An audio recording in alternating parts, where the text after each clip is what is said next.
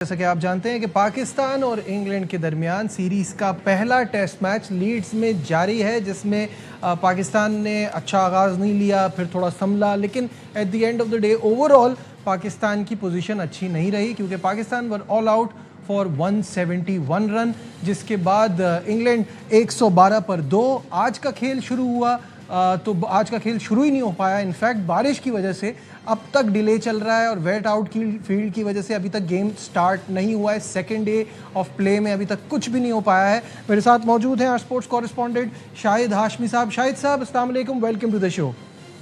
वालेकुम अस्सलाम। शाहिद साहब, सबसे पहली बात यह कि जब सलमान आगा ने टॉस पे कहा था कि हम भी पहले बैटिंग करते, तो उनके प्लान जहन में क्या चल रहा था? क्योंकि एक तो हम जानते हैं कि यहाँ पे तेज़ बॉलर्स को सपोर्ट मिलती है, अर्ली ऑन बैटिंग करना मुश्किल होती है, वो चीज़ नज़र आ रही थी।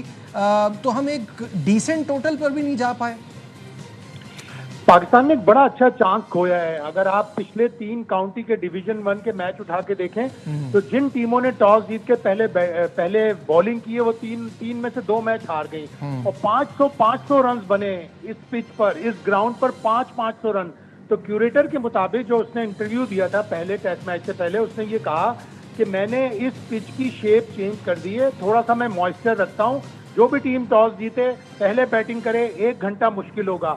बिल्कुल दुरुस्त कहा सलमान आगा ने, और उसकी असेसमेंट जो टीम मैनेजमेंट की, सलमान आगा की और बाबर आजम कप्तान की जो भी असेसमेंट थी पिच के बारे में, सही थी। सारे एनालिस्ट ही कह रहे थे कि बेल्टर है, इस पे रन बनेंगे।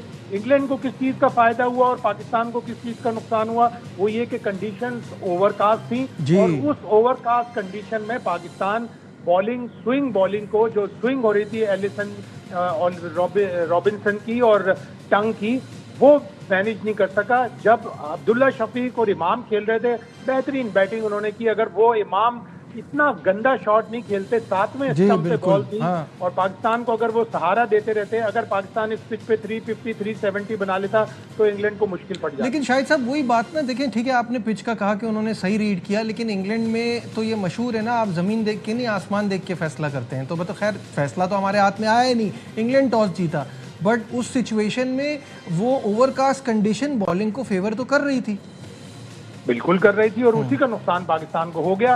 अगर पाकिस्तान के वो जो 2 पेयर खेल रहा था, अब्दुल्ला शफीक और इमाम, थोड़ी सी और 15-20 ओवर बैटिंग और कर लेते तो इंग्लैंड को थोड़ी मुश्किल होती, या थोड़ा सा सूरज निकल आता। लेकिन कल सूरज भी कम निकला, ओवरकास्ट कंडीशन थी, उसका नुकसान पाकिस्तान को हो गया। और आपने बिल्कुल दुरुस्त कहा कि इंग्लैंड में ग्रास देखकर नहीं, वेदर देखकर फैसला किया जाता है कि आप टॉस पे क्या करेंगे। मुझे यकीन है, हो सकता है मैं गलत हूं, लेकिन रूट भी अगर ओवरकास्ट कंडीशन नहीं होती तो रूट भी टॉस जीतकर पहले बैटिंग ही करते। उन्होंने अपना फैसला तब्दील किया ओवरकास्ट कंडीशन देखकर, और वो जो आपने बात कही कि ऊपर देखकर। अच्छा शाहिद साहब, थोड़ा सा बार बार हम एक बात करते हैं कि हमारे बल्लेबाजों की ना भूख थोड़ी सी कम है। 50-60 के स्कोर पे ऐसा लगता है कि job well done. Abdullah Shafique की नॉन स्टॉप तारीफ हो रही थी, वो जिस तरह की बैटिंग कर रहे थे, और ऑब्वियसली बनती भी है। 61 में उन्होंने बड़े शानदार शॉट खेले। जैसे आपने कहा कि वो जो पिक्चर परफेक्ट वाला शॉट खेलने की कोशिश कर रहे थे इमाम, वहाँ विकेट गिरना, और ये पार्टनरशिप, जब आपको पता है कि आपकी बैटिंग इतनी फ्रेजाइल है, तो जो कर रहा है वो लंबा लेके जाए। बिल्कुल ऐसा ही है। और इमामुल हक अच्छा खासा, उन्होंने शुरू का जो घंटा निगोशिएट कर लिया था, वो आउट नहीं हुए, बचते रहे, 1-2 दफा बीट भी हुए, लेकिन उन्होंने बड़ी अच्छी तरह से जो बॉलिंग फेस की थी, उन्होंने अच्छा स्टैंड दिया अब्दुल्ला शफीक के साथ। और उस वक्त तक अच्छी खासी गेंद भी पुरानी हो गई थी, ऑल्दो कि ड्यूक बॉल ज्यादा स्विंग होती है, ओवरकास्ट कंडीशन थी, लेकिन अगर वो शॉट ना मारते तो पाकिस्तान अगर थोड़ा सा आगे ले जाता।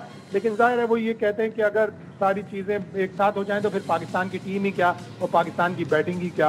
हो सकता है वो अगले दूसरे ओवर में कोई अच्छी बॉल पे आउट हो जाते, लेकिन इसका नुकसान पाकिस्तान को हुआ कि पाकिस्तान के प्लेयर्स इन कंडीशंस की टेक्निक पर, इन कंडीशंस की जो भी बैटिंग करने की एबिलिटी होती है, वो स्किल पाकिस्तानी बैट्समैनों के पास नहीं है। और ऑली रॉबिन्सन ने ट्रैप किया पूरा अब्दुल्ला शफीक को, उन्होंने बॉल बाहर निकाल उनको आदी बना दिया, और फिर उसके बाद एक गेंद अंदर लेके आए।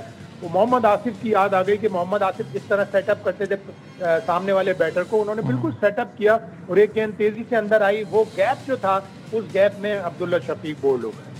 ठीक है, बहुत बहुत शुक्रिया।